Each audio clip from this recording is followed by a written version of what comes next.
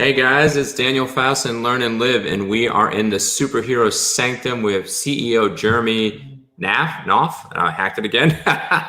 So yeah, practice before the live, and now everybody's gonna hold this to me forever.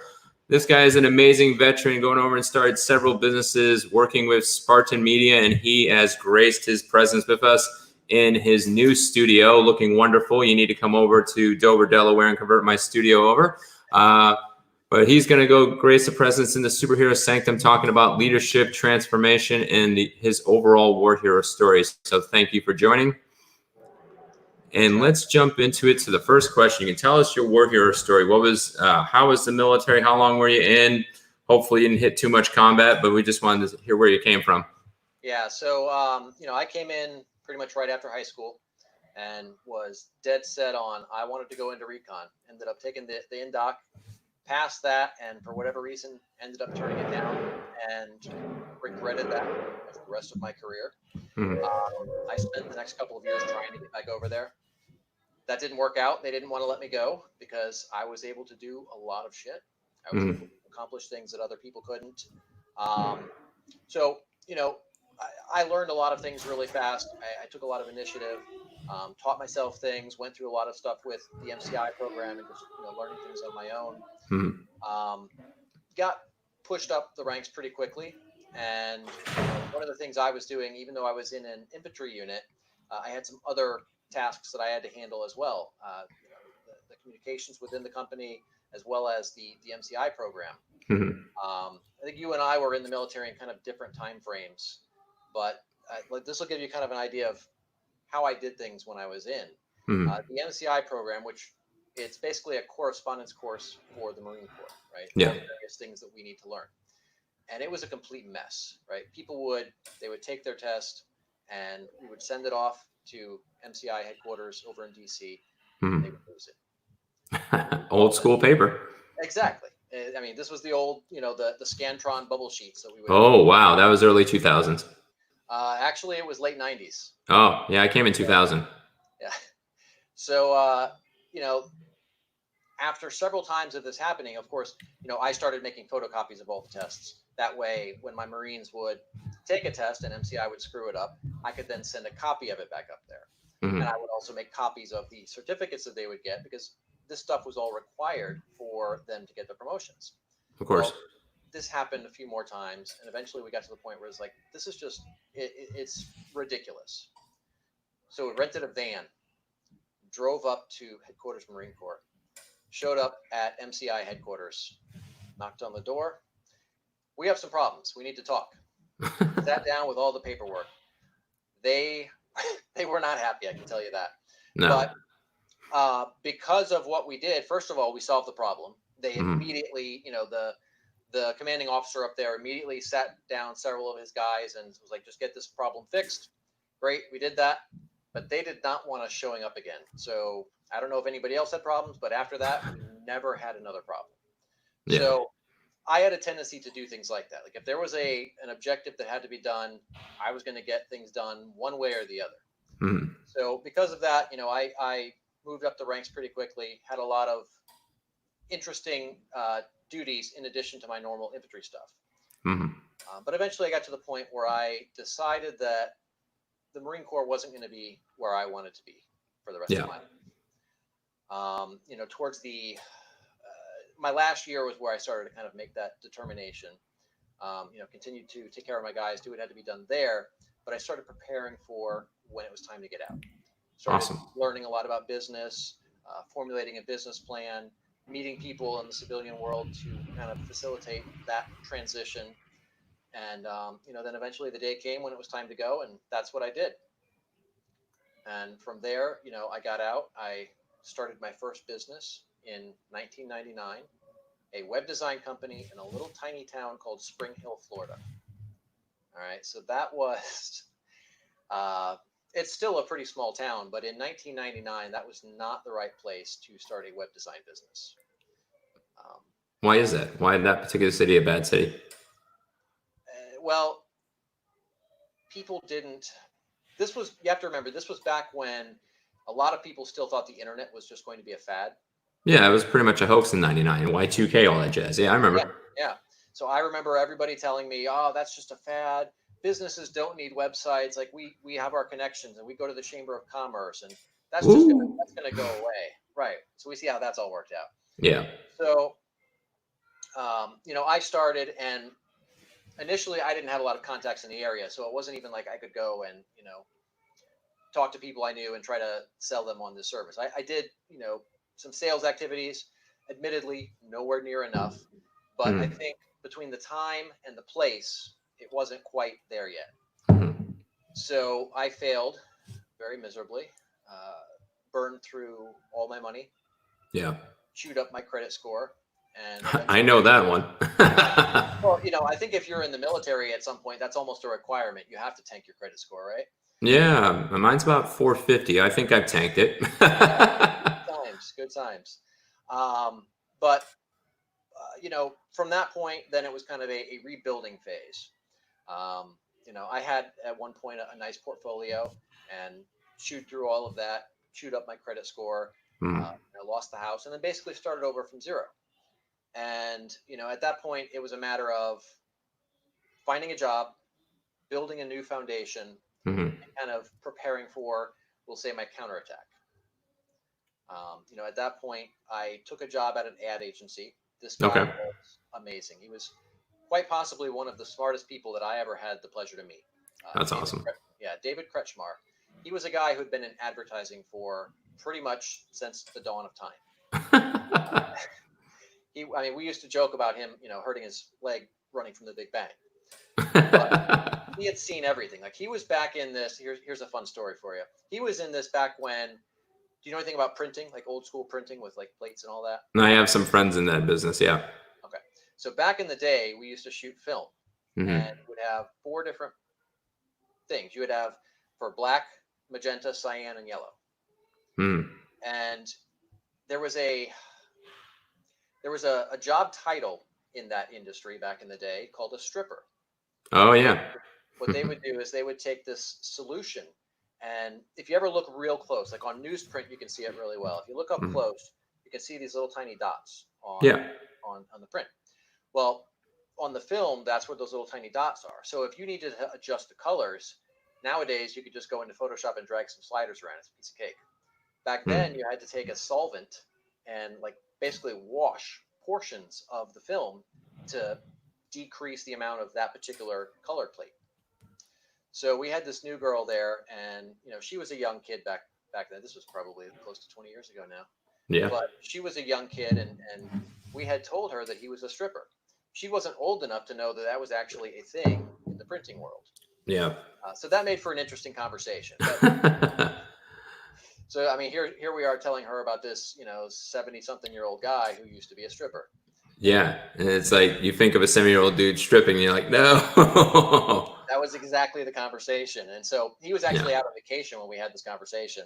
And, we told him and his wife about this. And, his wife's like, no, Chrissy, come back here. Come back here. No, I don't think you understand what a stripper is. She's like, no, I know. I don't want to hear anything. This is terrible. So, but so somebody who's been in an industry that long has such an incredible depth and breadth of knowledge. So I learned Yeah. so much from this man, and he was an amazing person. I mean, basically treated me like his own son. It was great. I learned a tremendous amount from him, got a lot of contacts, and worked myself into a position where I was able to start planning for the next business. From there, I did bounce around a little bit. I knew that based on my previous failure, one of my weaknesses was sales. So Mm. from there, I went out and took a couple of sales jobs and wanted to improve that skill set because as an entrepreneur, that's an essential skill. I mean, the reality is it's essential for all of us. Like we all Influence. have, Yeah. right, we all have to convince people of things, whether you're a doctor or a parent or a business owner. So Or you're it's thin on social media, thin, thick, bald, whatever. That's all there those you go. things. So I bounced around at a couple of jobs and then eventually started my next company. And that ran for several years. I forget the exact amount. It was somewhere in the range of like 10 years. Mhm. And then I'm getting ready to go and rebrand the company, change the name, go through all this to present a different face for the company. Mm. And then I get hit with this mystery health crisis that almost killed me. And Wow. yeah, that was loads of fun. So, none of the doctors could figure anything out. We're still going through it today. I've made some improvements, but throughout the process, like for example, the first year, I didn't get off the couch. I was pretty much laying on the couch or lying in the bed 24/7. Yeah. And I was in constant pain from head to toe, from skin down to bone. And it's not fibromyalgia. Wow. No, I mean, we did think it was an autoimmune condition. Yeah, Turns that's what I out, think. yeah, it doesn't appear to be that. We're still trying to figure out exactly what it is. May have stumbled across something. A couple of friends in the digital marketing industry had pointed me towards something. Yeah. And we're exploring that right now. But, as you can imagine, spending a year on the couch does not do wonders for your business. No, it doesn't.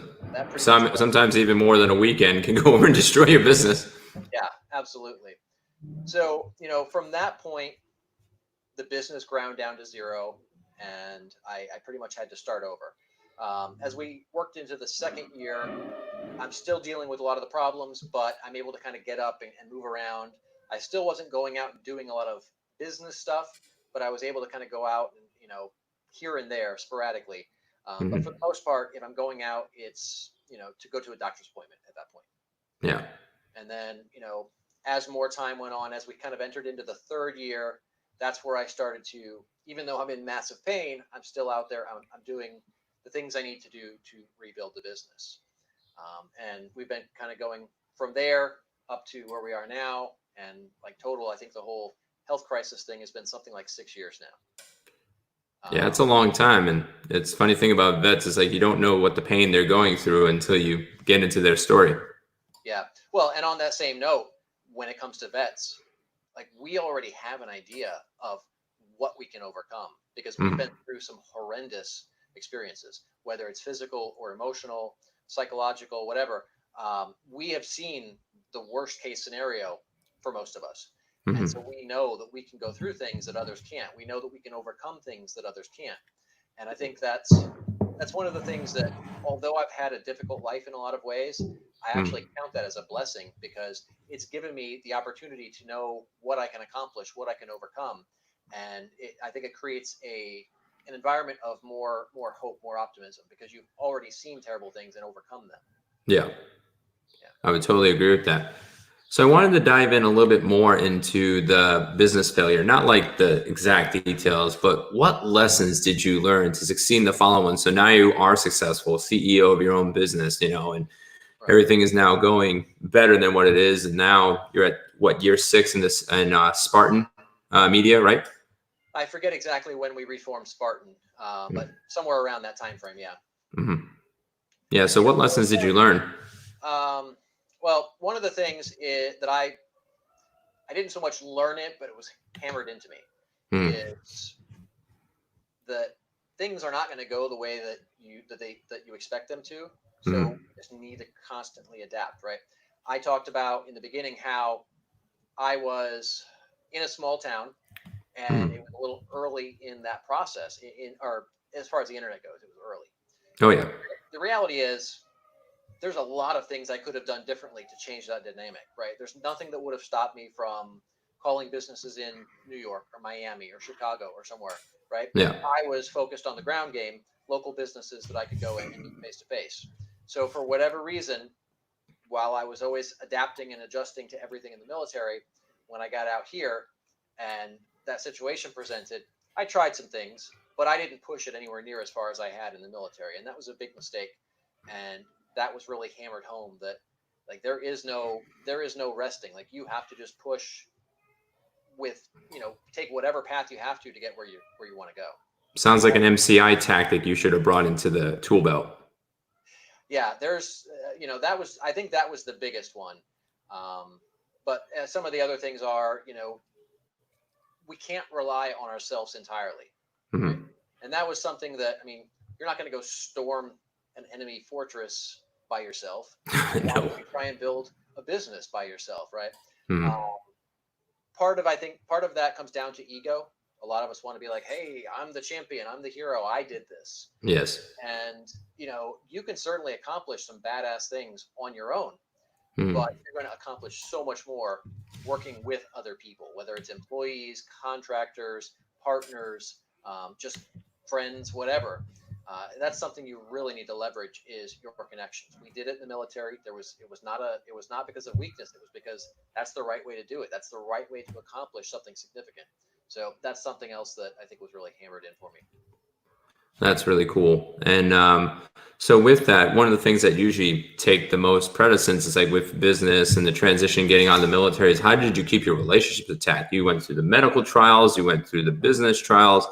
Sounds like you probably even went almost homeless because of the business tanked in bankruptcy, because I know those struggles. So Right. how did you keep the relationship intact? Because a lot of people, a lot of veterans would just be like, all right, the boardroom exploded. The bedroom and living room is just minutes to seconds away. How did you keep everything intact? So the short answer is I didn't. Everything was a colossal mess from top to bottom. In fact, I was actually homeless for a while. There was a period where I was living in my car. And then there was another period where I took a job somewhere. I mentioned that I was working on improving my sales skills. So one of the jobs I took was with a mortgage company.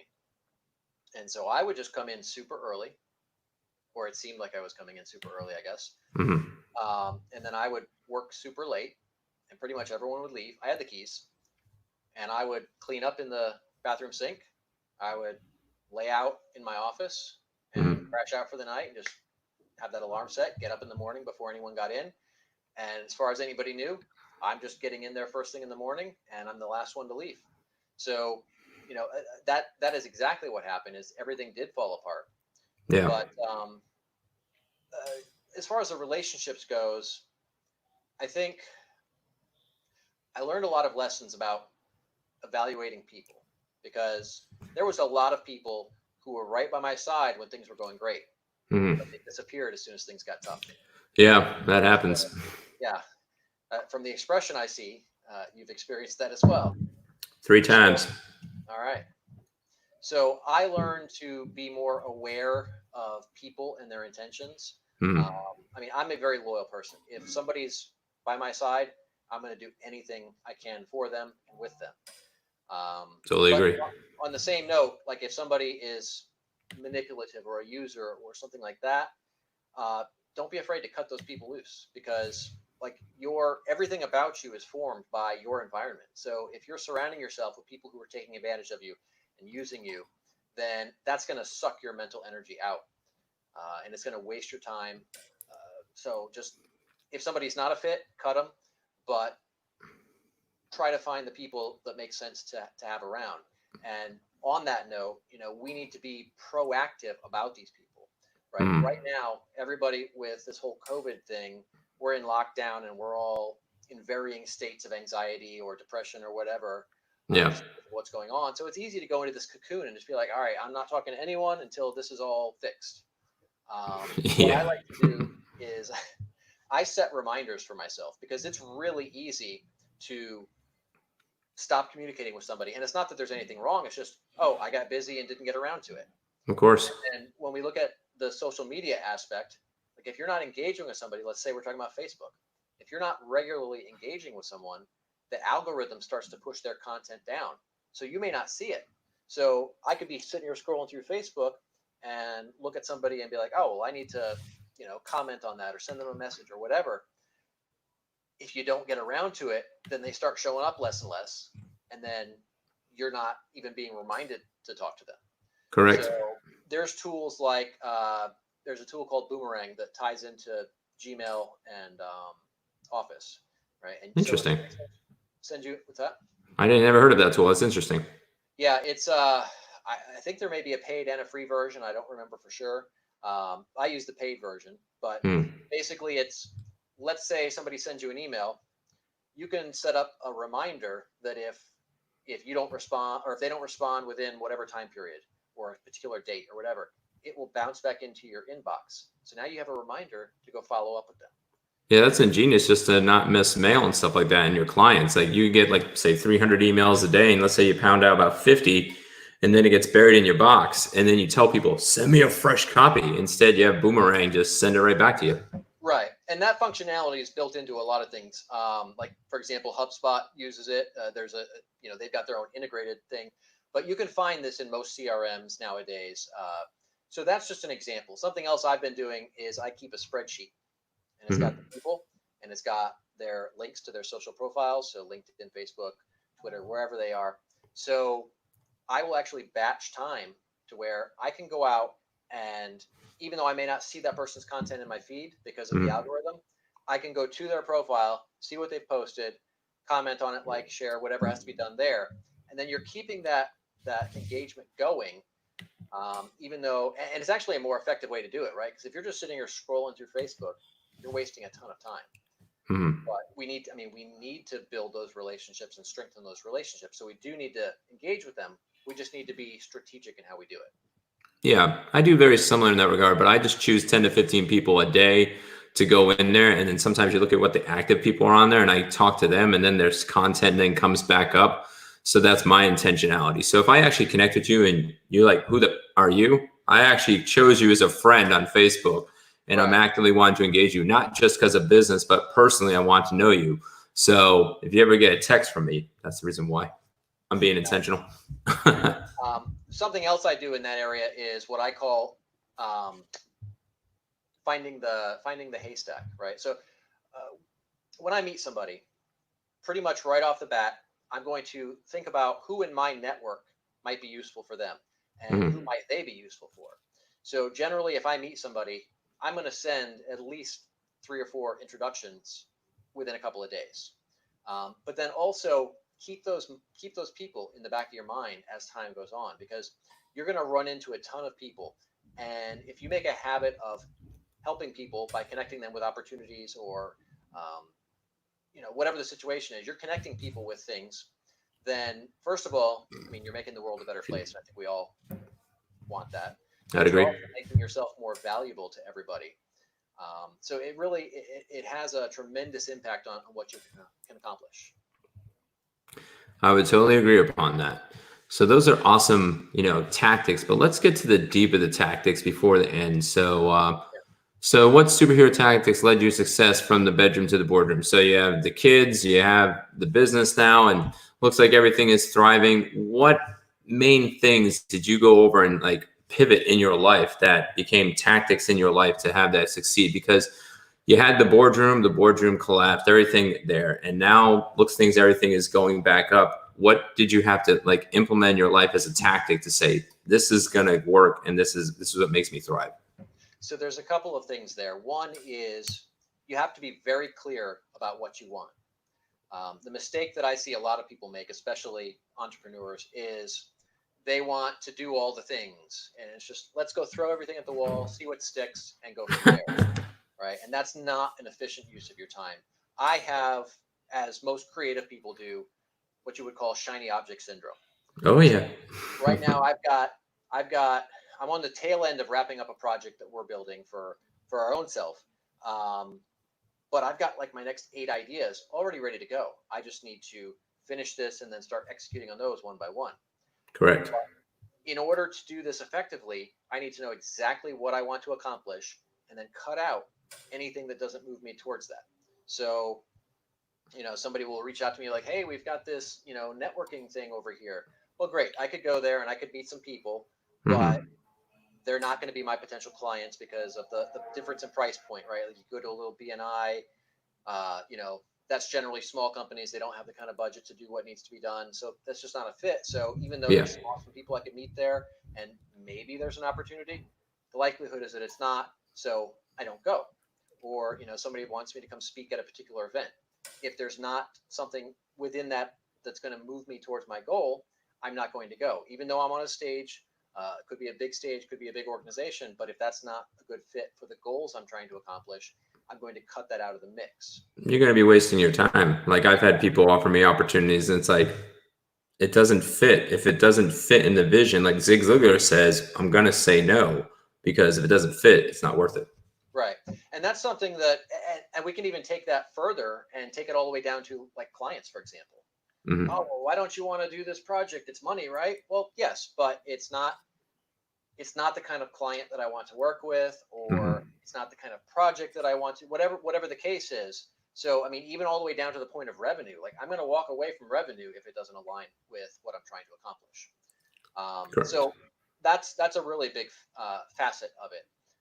The other side is being very clear externally in what you do, because that's going to manifest the opportunities. Because if you're talking about, oh, well, I do a little of this, a little of that, a little bit of this over here, some of that over there, nobody has any idea what the hell to do with that.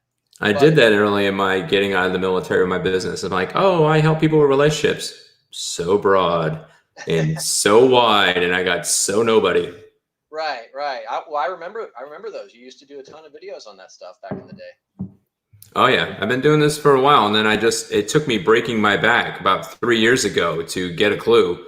And I was like, this guy challenged me, and he told me to just restart my life, $10 to $15 an hour. I'm like, you should be glad I couldn't get out of this bed. He told me to give up my military career too, and I was like, but that was what I needed. I needed that another kick in the somewhere else while I was getting kicked in the back because my back was broken. So it was like a double whammy. But Well, it's funny you mention that, because I think as veterans, that's something we need. This mhm. whole your typical corporate HR politically correct approach to things is not going to work with veterans. You have to take that almost drill instructor throwing the knife hands, yelling at you, here's what you need to do kind of approach. Yeah, So, and on that note, one of the other big things is mentorship, and that's in both directions. That's both the receiving and the giving, right? Because correct. if you're receiving, you're going to have the opportunity to learn so much more, so much faster, and you can learn by making mistakes. I've tried plenty of that. Ask my wife; she'll tell you about plenty of them. But you can learn so much more by actually avoiding those mistakes in the first place and save yourself so much time, trouble, headaches. But on the other side of that, if you're mentoring other people, first of all, it'll make you feel good, but you're also going to understand the material better because you're trying to convey it to somebody that doesn't have your depth and breadth of knowledge. Correct. That was something I realized when I started writing a lot. I write for many publications, Search Engine Journal, Search Engine Land, a whole slew of others. Mhm. And I, the SEO field is very technical. Oh, it is. And Yeah, drastically. I found that as I'm like explaining these things, I had a tendency to kind of talk over people's heads.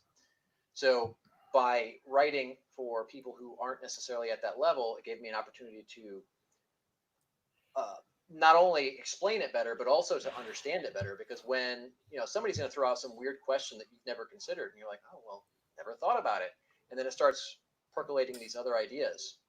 So it's really good for getting your mind into a different mode of thinking, and helping you to become more effective at what you're doing. That's awesome. That's awesome. So last and certainly not least, we're doing a double tactics roam on every single interview we do. What if you had to go back to yourself before getting out of the service or a young soldier getting out? What would you give them as 3 superhero tactics to have them to go over and to thrive? Because a lot of times we live and learn, and that's totally BS. That's why we're named Learn It Live at this business, because we want to learn and then live. Because I don't want to just keep touching the stove and burn myself. It hurts. Oh yeah, I shouldn't do that. And that's what we do. The same thing in the military. We'll just pull ourselves by our bootstraps. They snapped, buddy. And everybody knew they were going to snap, but we'll just keep pulling them. So let's go over and not pull the bootstraps. And what would you give yourself or someone that's getting out of the service as tactics? 3 of them. So one is, don't worry so much about the rules or what people think, or any of these things that might cause us to not do the things that we should do or that we want to do, right? Mm, I talked about earlier how the business failed because people didn't think that web design mattered, or it was even going to last, things like that. Like, the reality is, I should have not paid attention to those people. There's a lot of ways I could have approached that differently and continued going with that. We see this problem a lot with social media as well. People are afraid to get out there and say something, or they're afraid to get on video and talk about their company because they're afraid of how people will see them. So just yeah. don't worry about that stuff. It doesn't matter. Just do what you need to do and just keep pushing. The other thing is, um, a lot of us, we get this idea that, oh, I'm going to go and take over the world. And sure, maybe you will, but it's not going to happen tomorrow.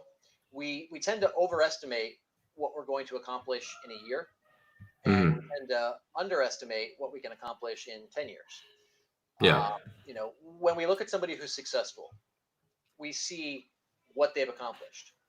We don't see all the failures, all the mistakes, all the heartbreak, all the frustration that led up to that. All that we see is the end result.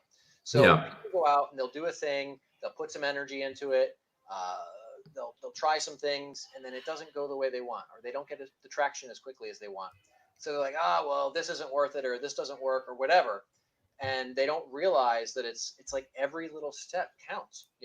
You launch a podcast, every single one of those listeners, right? Like it's like, oh, it's only one listener. Well, no, it's one listener more than you had yesterday. And then then it's 2, then it's 5, then it's 20, then it's 50. I mean, there's a guy I know that generally gets about 5,000 new subscribers to his YouTube channel every single month. Yeah. That's nuts. But it didn't start that way. It was very slow going.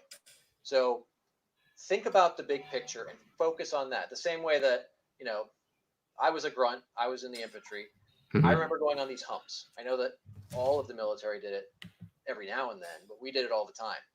And I remember, you'd have on your pack, everything's digging into you, it's hot, your legs are chafing as you're walking.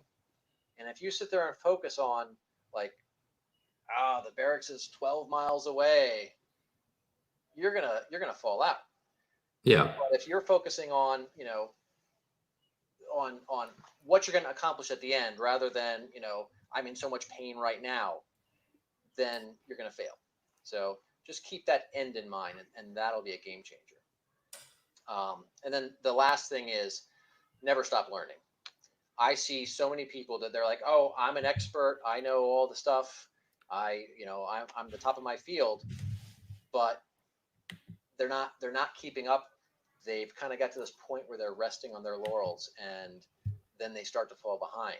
I see that a lot in my industry. You see a lot of people who talk about, well, this is how search engines work, but is it really, right? Like, are you testing? Are you conducting experiments? Are you doing things to find out if what you think is actually true? Are you trying new approaches? And that applies in every industry. It doesn't matter, whether you're dealing with people or computers or machines, whatever. There's always going to be so much to learn. There's always going to be so many new opportunities, and we just need to stay on top of that. We need to set aside time for that. Somebody that I know and respect, Dennis Yu, who I think you may know. No? I know a lot of people, but I'll have to go look back.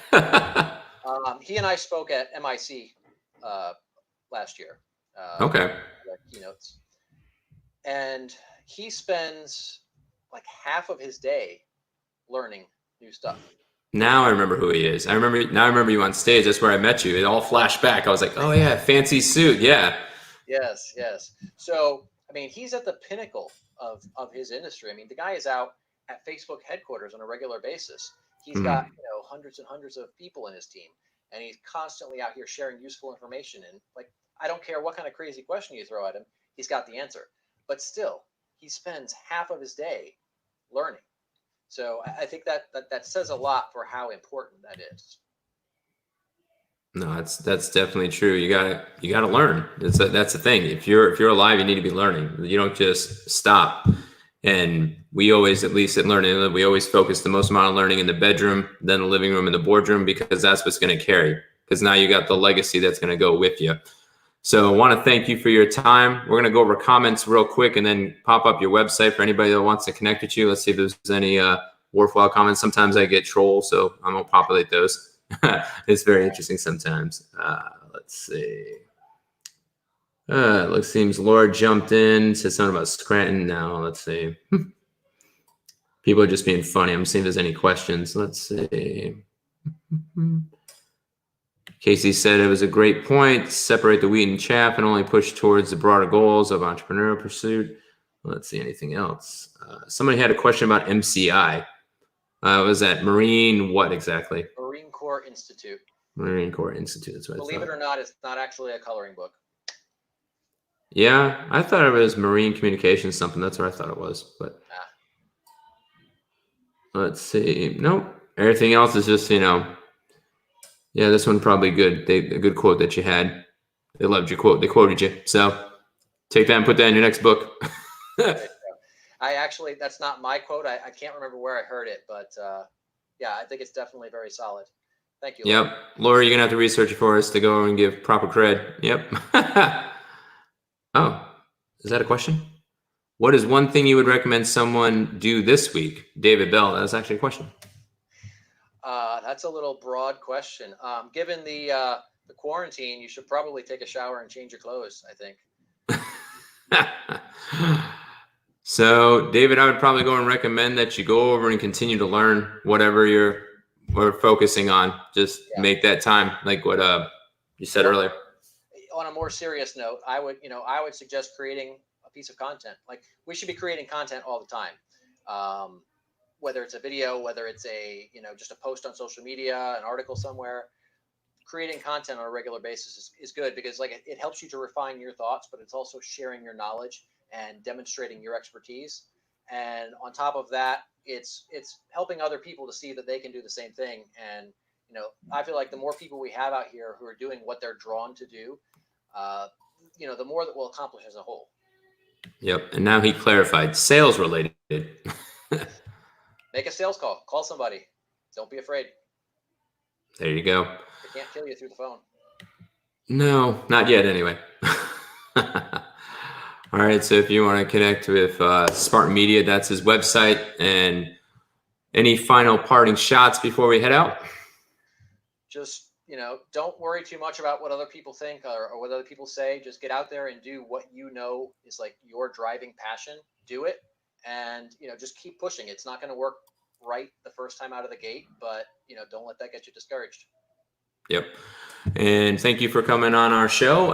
And we do have a TV show, by the way, War Hero to Superhero, that airs every Wednesday at 7:30. Now, when we do interviews, we allow one of the 5 guests to come on our show. So we upgrade them to TV on War Hero to Superhero. So if you want Jeremy to go over and be on TV, it is the 3-second view. The more views, the better. So he's got from now until 3 days from now to get the most views. So we do all our guests. They get a 3-day turnaround. If they get the most views, they get to come on our show the next month. So if you want Jeremy on our show to be elevated up to TV platform, just keep going over and hitting those views. And again, it only takes 3 seconds. Now, I'd recommend watching all 37 minutes and 27 seconds. But if you don't have the time and you're just trying to get them to elevate to TV, just give 3 seconds, because that's the algorithm on Facebook, to my understanding. So 3-second view will help him get up to the next level. So thank you for your time. I want to throw out there is there's a typo in that URL. It's Spartan Media, but I think everybody can put 2 and 2 together there and figure out the correct URL. Yeah, I can correct it real quick if I need to. So let me see. Thanks for pointing that out, Dave, by the way. All right. Well, you might as well spell it out for the audience, and I'll spell it out right for you. So how do you spell it again? SPARTAN MEDIA. Yep, there we go. I will fix that right now. So there we go. There we go. Outstanding. Awesome. So if you went to the other URL, don't get mad at the 15 seconds. Just go back and correct that. So, all right. So thank you for joining, and we're always learning and living. Thank you for your time. Thanks for having me. All right.